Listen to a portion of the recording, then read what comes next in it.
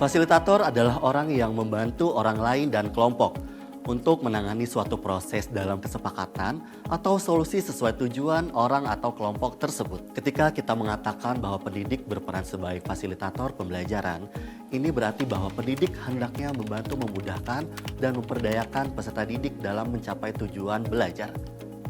Ia harus memberikan ruang kepada peserta didik untuk mengekspresikan ketertarikan, semangat, dan kreativitasnya. Dengan kata lain, peserta didik harus terlibat dalam partisipasi aktif dalam diskusi argumentatif dan kegiatan kolaboratif, sehingga proses pembelajaran menjadi komprehensif.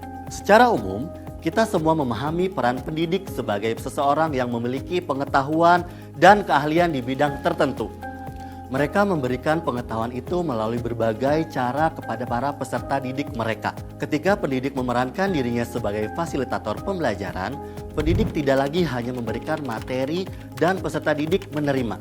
Peran pendidik bergeser menjadi memfasilitasi peserta didik dalam membangun proses belajar yang kontekstual dan relevan dengan tujuan belajar peserta didik.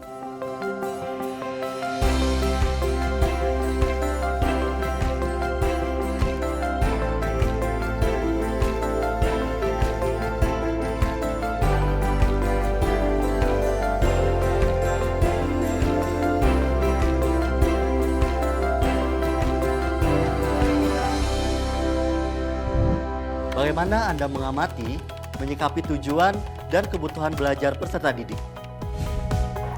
Kondisi pandemi saat ini menjadi tantangan tersendiri bagi saya untuk memahami cara belajar siswa yang beragam. Ketidakhadiran guru di dalam kelas menjadi tantangan bagi kami untuk mencari topik-topik pembelajaran yang relevan dan kontekstual serta sesuai dengan kondisi anak di rumah. Apalagi siswa yang saya ajarkan adalah siswa kelas 2. Saya harus mencari topik-topik yang cocok dan sesuai dengan kebutuhan anak. Komunikasi dan observasi adalah hal yang terpenting yang saya lakukan untuk memenuhi kebutuhan belajar siswa yang beragam. Menurut saya sangat penting karena setiap peserta didik punya kompetensi yang berbeda, juga minat yang berbeda. Sehingga anak didik memahami alasan dan konteks mengapa mereka perlu belajar.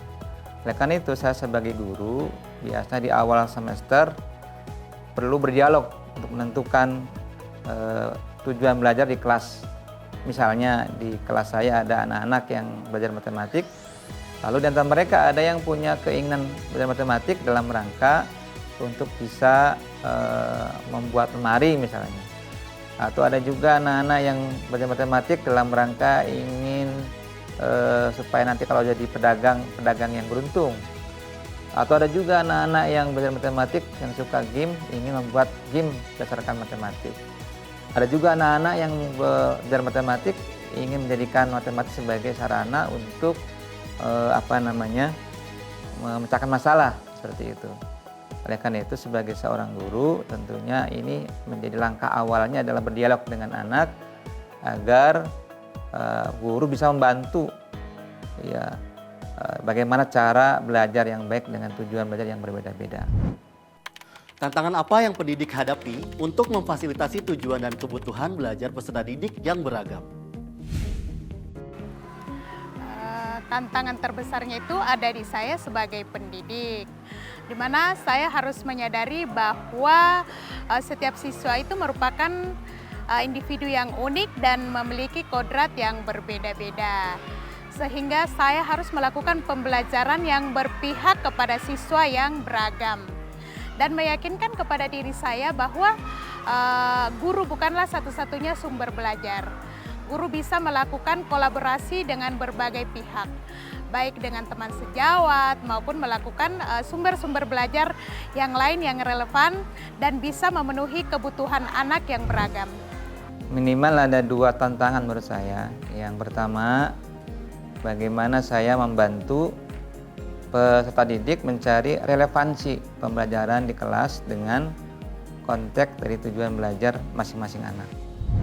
Yang kedua, bagaimana saya bisa punya sumber daya yang cukup untuk memberikan fasilitas kepada anak didik dengan berbagai sumber belajar, termasuk dengan siapa orang yang bisa membantukan agar peserta didik dapat membuat koneksi antara pembelajaran yang harus dicapai dengan konteks tujuan belajar masing-masing anak.